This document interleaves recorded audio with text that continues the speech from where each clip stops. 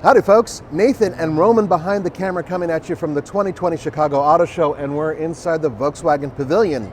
And this is the 2021 Volkswagen Atlas. And believe it or not, this is a fairly new vehicle. They've actually done quite a few updates, even though it was recently introduced. So what we're gonna do in this video is we're gonna give you a walk around, talk about what's new, read the stats, and show you the interior. You know, Nathan, I think the big news here is it's actually 3 inches longer than the 2020 model. That is correct, and that starts in the front end styling, and that has a lot to do with this new bumper and also new LED lights. So all of this front end is actually fairly new.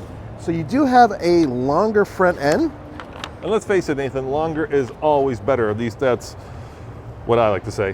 Well, yeah, I mean, girth is important too, but you know, indeed, length is important. So let's talk about the stats. Now, first of all, it already has the 2 engines from before. So the 235 horsepower 4-cylinder turbo, that's still there, and the 276 horsepower V6. Carryovers from before. And with the V6, Nathan, how much will it tow? Because I see this one has the tow hitch right there. There is a tow hitch indeed, and it can tow up to 5,000 pounds. So that's actually pretty impressive. Yeah, let's open up the back and see how much room there is behind the third row. And while you do that, let's talk about a few things here.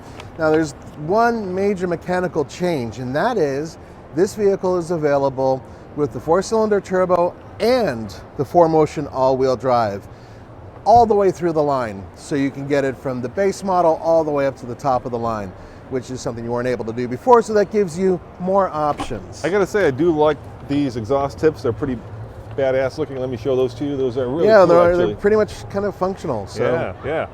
And I do love kind of the new, more aggressive look. This, of course, is the R-Line model, which you can tell by the R. Yeah, which is great for badging, wheels, and some other stuff around here, including some interior trim.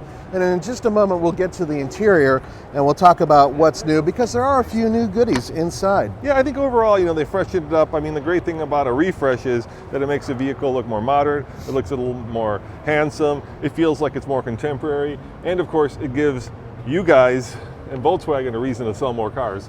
There you go, yeah. Or you guys to buy more cars. Why don't you hop in the driver's seat and we'll show them the inside. Absolutely.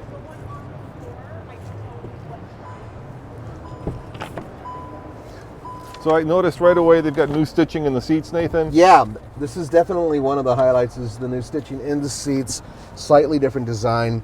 This steering wheel is all new. So this is a completely different design from the old one.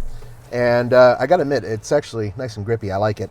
And now you get the 8-inch standard screen in a lot more of the models, right? That is correct. As one of the things that they're trying to stay competitive with is having an infotainment system that is up to date. So they have made that standard throughout the class. Now, in terms of the rest of the interior, it's basically a carryover. It was already a pretty decent setup, but now it's a little bit nicer. I like the stitching. I like the new steering wheel. These are some new high-quality items.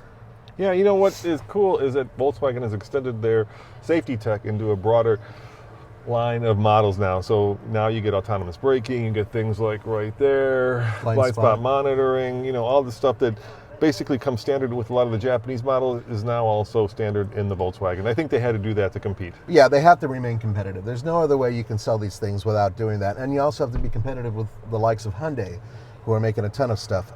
All right, so I have to have one of us go in the back seat. 1, 2, 3, not it.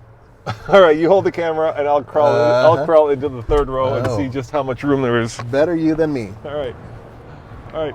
So first, let me try this seat. See how that is. So second row seems very comfortable. Look at the amount of headroom I have. Tons of leg room. I love this big panoramic sunroof. I could spend a lot of time over here, Nathan. Yeah, I am really impressed with the second row of this vehicle. The third row is something that I would rather not spend time in, but that's up to you. All right, well, let's find out. There he goes. A lot of these kind of smaller 3-row crossovers, you know, I'm talking about things like the Highlander, right? And I'm not talking about the Yukon, of course. I'm talking about these smaller ones are usually pretty tight when you get into the third row. So let's find out just how tight they are. Yeah, that's my foot, Nathan. Yeah, you're not going to. That's my leg. It's not going to happen. No, it's not going to happen. But the thing is that the good news is that if you do have somebody who's taller in the third row, you can indeed move the seat forward a little bit and try to make it work between the two passengers. The thing is that if you want the maximum space, go for a minivan, which, by the way, we do have a video on the new Chrysler Pacifica minivan, which now has an option for all-wheel drive on top of other things. I think that's a good thing, actually. You know, I'm going to say 2020, or in this case 2021, is the year of the 3-row SUV and crossover. I think they're having a moment in the light, right? These are very popular. People feel like they're getting a lot of value because you can get a lot of people in here. Right.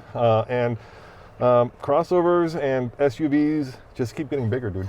They do. And, you know, the sales of sedans has diminished a little bit. Wagons are nearly non-existent here in the States.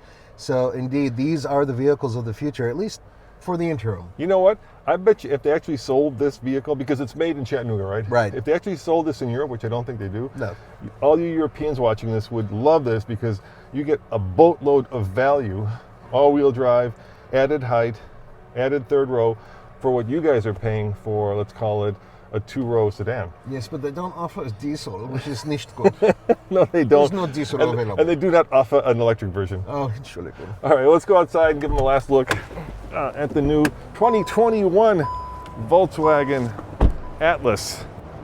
So Nathan, when will this vehicle be available for purchase? When can you guys actually go out and, you can see it here at the Chicago Auto Show, but when can you go out and test drive it?